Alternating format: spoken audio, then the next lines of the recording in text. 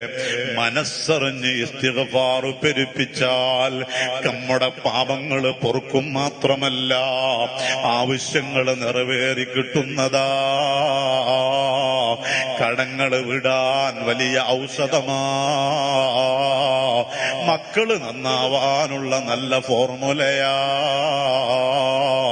അതേ ബറക്കത്ത് ജീവിതത്തിലുണ്ടാവാനുള്ള ഏറ്റവും നല്ല വഴിയാ. ഉമ്മമാരെ, തഹജ്ജുദിന്റെ സമയത്ത് അത്താഴത്തിന് വേണ്ടി നമ്മൾ എഴുന്നേറ്റിട്ട് അസ്തഗ്ഫിറുല്ലാഹൽ അദീം വബിൽ അസ്ഹാരി ഹും യസ്തഗ്ഫിറൂൻ.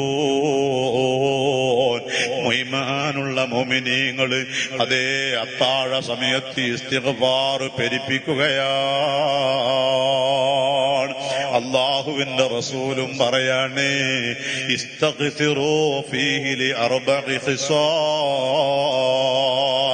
സ്വർഗം കിട്ടണോ, നരകത്തിൽ നിന്ന് രക്ഷപ്പെടണോ, പാപങ്ങൾ പൊറുക്കണോ, അല്ലാഹു നമ്മെ ഒന്ന് ഏറ്റെടുക്കണോ, 4 കാര്യങ്ങൾ അധികരിപ്പിച്ചുകൊണ്ടേയിരിക്കൂ.